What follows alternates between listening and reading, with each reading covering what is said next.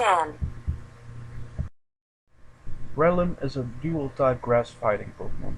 It may look a little bit silly with mushroom-like head and kangaroo similarities, but has been a deadly threat in the 4th generation metagame. It has pretty weak stats except for an impressive 130 base physical attack stat, but its possible move pool contains attacks like Substitute, the 100% accurate sleep-inducing move Spore, and the physical stat moves Seed Bomb and Sky Uppercut and Focus Punch. It has the highest attack power of all the grass-type Pokémon in the game, and is one of the only Pokémon that can use Spore in battle. Breloom is a 3rd generation Pokémon, so its first major enemy appearance had to wait until episode 356 of the Advanced Generation series. Breloom has 2 abilities, Effect Spore and Poison Heal. Effect Spore means that there is a 30% chance that your opponent's Pokémon will get inflicted by an effect status if he hits Breloom with a physical attack. Poison Heal ability is even better, especially combined with a Toxic Orb in competitive battling. Whenever Breloom's poisoned, each turn you will recover 1/8 of its total HP. It's not recommended to use a Toxic Orb when you're just playing the Pokémon games though, because outside of battle the poison effects still inflict damage on him. The reason why I like Breloom so much is because of its huge physical power, its great moveset, and the numerous times he took down my opponent's Pokémon in online battles. 9. Crobat is the final form of Zubat, evolving from Golbat when its happiness level is over 87%. It's an easy to train Pokémon that levels up pretty fast. Crobat is a poison and flying type with up to 11 different move types to its disposal. Its most powerful attacks are Brave Bird, Sky Attack and Giga Impact. It can also use Sludge Bomb and Hyper Beam, but I would not recommend those because of its lackluster special attack stats. Crobat's main strength, however, is his speed. With a base stat of 130, he's both the fastest poison type Pokémon and the fastest Pokémon in Generation 2.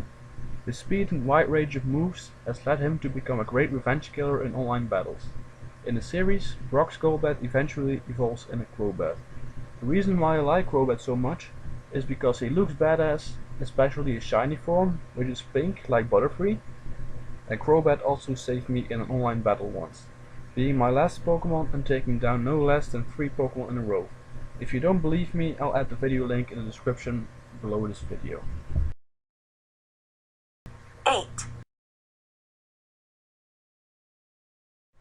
On number 8 we have Scizor. Scizor is the evolved form of Scyther. The strange thing here is that he has the same base stats as Scyther, even though he's supposed to be the stronger version of him like in all other evolutions. Their stats, however, couldn't be more different. A common mistake people make is that they believe Scizor to be a fast Pokémon. In reality, he's a slow Pokémon that can use priority moves like Bullet Punch and Quick Attack. Combined with its neat Technician ability and a Swords Dance or two, Scizor can be a true monster in a battle. Being a Bug and Steel type Pokémon, Scizor is extremely weak against fire types, but he will do well against most other types. It is recorded in the Pokédex as a Pinsir Pokémon, but unlike Kingler, he'll never learn Vice Grip. Scizor's first appearance in the anime occurred when Ash fights Shingo in the Johto League season. Gary Oak is also known to have a Scizor. His best moves are Axe Scissor, Bullet Punch and Swords Dance. His great strength and durability and his looks are the reasons he made it in my personal top 10. 7. Slowking is on number 7 because of the sentimental and nostalgic value it has for me. When I was little, Slowking was my first ever Pokémon to reach level 100 in the Gold and Silver games, and he was the only Pokémon that was not the Dark type in my team of 6. Slowking, as his name says, is a very slow Pokémon, but other than that he's quite bulky, with high HP, special defense and special attack and also a decent amount of base defense. It's mainly because of his low speed that Slowking rarely gets used in competitive battles, but a special attack base stat and the possibility to teach him Water, Fire, Psychic, Ice type moves and Slag Off makes him a great Pokémon to use in the games. In the anime, or at least in Pokémon Power of 1, Slowking is one of the few Pokémon who can talk in a human language. It is known to possess great intelligence and for that reason it has to lead Slowpokes and Slowbro when they are in trouble. 6. Houndoom is a dark and fire type Pokémon. It evolves from Houndour at level 24. It is said that the burns from his attack will never heal and that his howling announces the call of the Grim Reaper. Its use in competitive battling dates back from Generation 4, where his 110 base special attack stat and his Flash Fire ability came in handy in the UU environment. His best attacks include Fire Blast and Dark Pulse. I like Houndoom because he was my favorite Dark-type Pokémon back in Generation 2, and he looks like a Hellhound from Greek and Roman mythology. In the anime, Ash has to battle a Houndoom at the Silver Conference. In the series, it usually gets pictured as a protective and loyal Pokémon, the evidence that you should never judge anyone by his looks. 5. Ambipom is the ultimate lead Pokémon in my opinion, as long as it's faster than the lead Pokémon of your opponent. I like him so much because he is fast and strong and has a great attack combo like Fake Out and U-Turn, combined with the Technician ability and his normal type stat boost.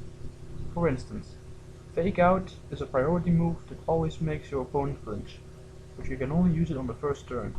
Fake Out has a base attack of 40, but with Ambipom's Technician ability, the attack power becomes 60, plus 5 extra base power because Ambipom's a normal type.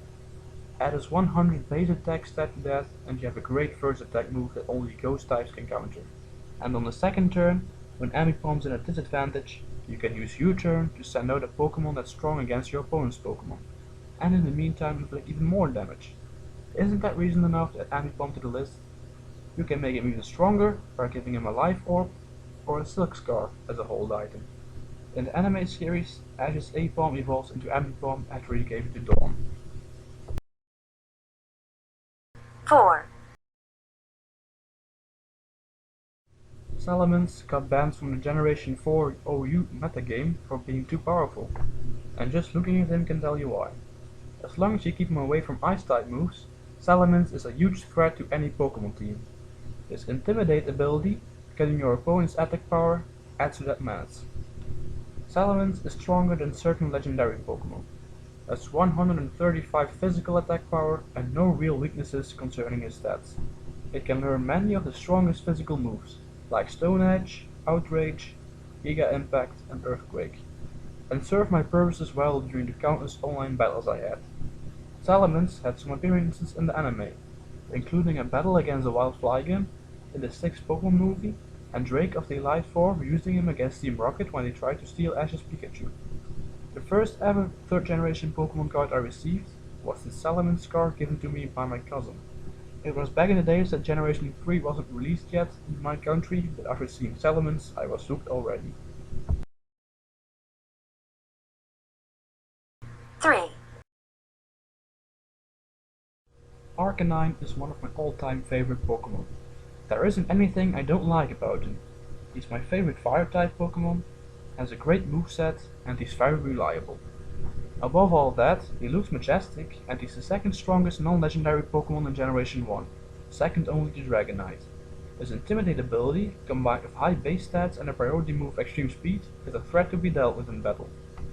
Other notable moves he can learn are Wild Charge, a great counter against his main weakness for water types, Close Combat, and Flare Blitz. Back in the days of Pokémon Red and Blue, Arcanine was often mistaken for a legendary Pokémon. This was mainly caused by the image shown in episode 2, where the 3 legendary birds, Moltres, Zapdos and Articuno, are shown together with Arcanine, and this Pokédex entry, which describes Arcanine as a legendary Pokémon. In the anime, Arcanine and its pre-evolution Growlithe are often used by Officer Jenny. Gary Oak also has an Arcanine, which battles Mewtwo in the battle against Giovanni to obtain the Rhythm City Gym Badge, and later battling against Ash's Bayleaf. 2. Old school Poké fans will certainly recognize the following images. This is the first thing we saw when we started our journey in Pokémon Red and Blue, and they introduce a fierce battle between Gengar and Nidorino at the Pokémon League. Gengar is a ghost-type Pokémon that enjoys playing practical jokes on people and likes to scare its victims. In its second anime appearance, we met a friendly Gengar and his buddies at the Pokémon Tower, an episode that I've always remembered ever since. Gengar is a vicious opponent in battle, with 130 base special attack power and 110 speed, It is a very solid offensive Pokémon. Normal type moves have no effect on him, and his moveset contains great special attacks like Sludge Wave, Shadow Ball, Psychic, Thunder, Hyper Beam, and even Explosion when things aren't looking too well. Above all that, one of its biggest weaknesses, Earth-type moves, have no effect on him because of his ability, which is Levitate. The only way of beating a Gengar, I always say, is outspeeding him with an Alakazam, or the Pokémon that is number 1 on this list. And the number 1 is...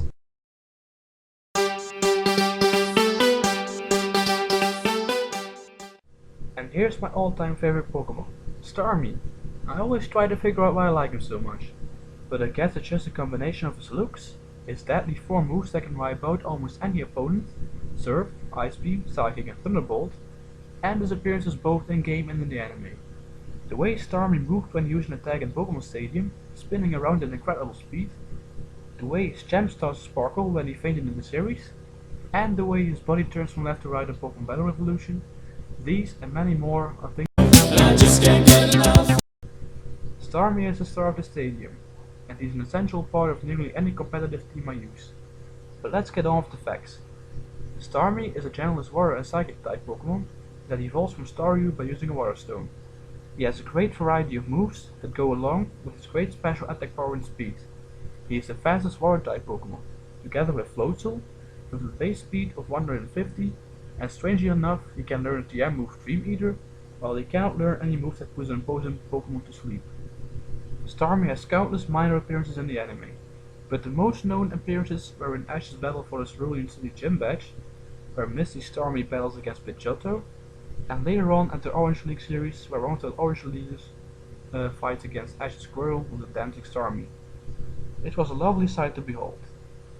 That's everything for this top 10 folks. If you have any questions regarding the things I said, or want to express your opinion about it, don't be shy to add a comment or send me a private message.